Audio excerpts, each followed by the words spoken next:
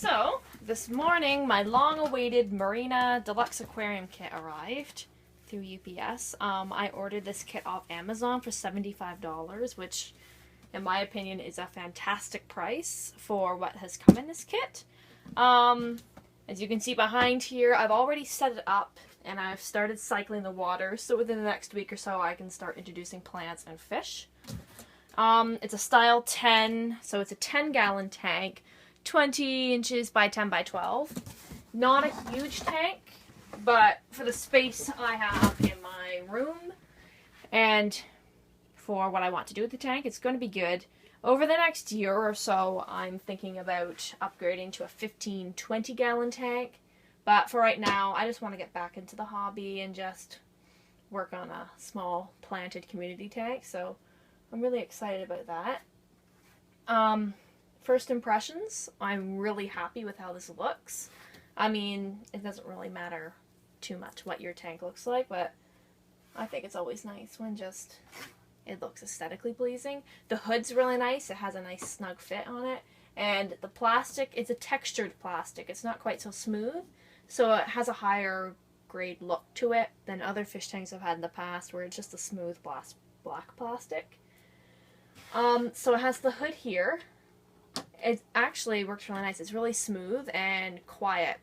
My last fish tank was a 25-gallon tall, and that lid kind of like came down really fast, so if you weren't careful, you would disturb your fish just with the vibrations of slamming it down. You didn't mean to slam down, it just fell.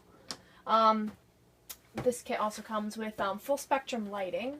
I'll turn it off just so you can see. I got the kit with the fluorescent tube.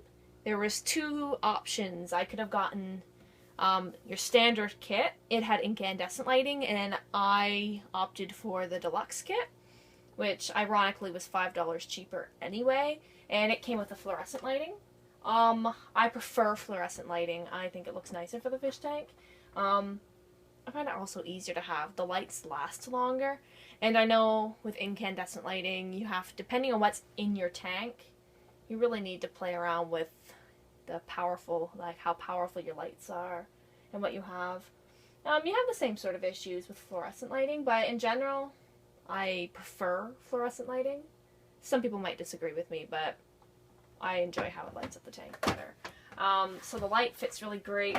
The on and off switch is on top, which I like. My old tank, it was on the back, so this is way easier to get at. Get on here, and behind that, which you can't see, I'll zoom in later for it, I have a power filter. I'll show you the box it came in. It's a Marina brand once again, slim S15, 2 inches wide, which is really nice. It just hangs off the back, but it doesn't take up a lot of space. It's almost silent. It's only a gentle hum. The motor is completely submerged, which is really nice. In the past, I've used undergravel filters. Not really by choice. I had a starter kit, and that's what it came with. And I had angelfish in my last tank. I had 2 angelfish. And I heard they prefer almost undergravel filters because it keeps the water more gentle. But I didn't have much luck with the undergravel filter. I feel it didn't clean the water up as well as it should have. And also it's a big pain because of the trays that it sits on. All the waste that falls into the gravel eventually does go to the really bottom of the tank.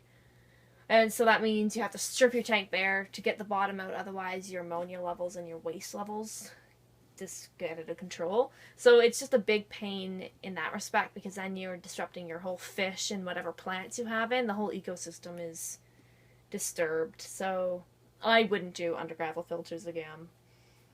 It wasn't that great. And the water was very hard. I think by the end they started breaking down, and so I had to do a lot of repairs on them, and so they just got too much of a hassle. So I'm really excited to try my luck at a power filter, and I'm expecting the water is going to stay much cleaner, far easier. The kit also came with other standard aquarium equipment.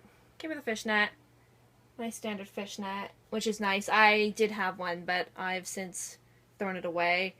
I find equipment like this probably should be replaced every few years. Just they get wet, and if they sit for a long time, they just kind of get really gross, and I don't want to keep introducing that to my tank, and I don't really want to keep that sitting in my house. So it's always nice to get a new one of these every once in a while.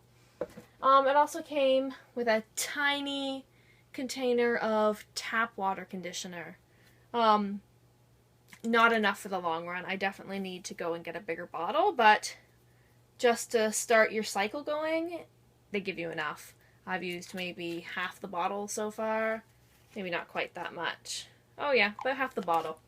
So I need to get more of that tomorrow, but they give you enough to start your tank cycle, which is nice, so that's decent. I also have some Nutrifin biological aquarium supplement, so that's great too to help grow my biological filter. So they give you instructions on day 1, 2, 3, how much of this treatment to put in. And this is also something that you can put in on a regular basis whenever you do a water change to keep those levels even. So they give you actually a really nice amount of this. I won't have to buy some of that for a while. And they also give you a little pot of fish food. They call this tropical fish flakes. Not a bad variety of food. I mean, this is a pretty decent food brand. I would probably shop around though, see what different options there are, especially depending on what fish you have. I wouldn't just rely on the standard fish flakes they give you, especially if you want to have a brighter color in your fish, more lively fish, depending on what they prefer to eat. Definitely give a nice balanced diet of frozen foods, frozen live food, and flakes. You can also get pellet food, so it's good to have if you're in a bind and really need something to feed your fish, but definitely look at all your options. I'll see here if I can give you a better look at my power filter. It has a sponge attachment on the end, so if you ever did have fry in your tank, they wouldn't get sucked up, which is a nice feature. It also has, if you can see in this corner, an LCD thermometer. I've just stuck it on. I'm going to get a proper thermometer, but for right now, that gives me a pretty good indicator of my tank temperature. You'll also notice that I don't have a tank heater yet. That's one thing this kit doesn't come with, is a heater. So definitely something you need to budget for as well when you're thinking of buying a starter kit. I've already ordered my filter or my heater, so it'll be coming in the next few days, but one hitch with this kit is that it doesn't have a heater. But for the price of the kit, it's still worth it having to buy a heater on top of that.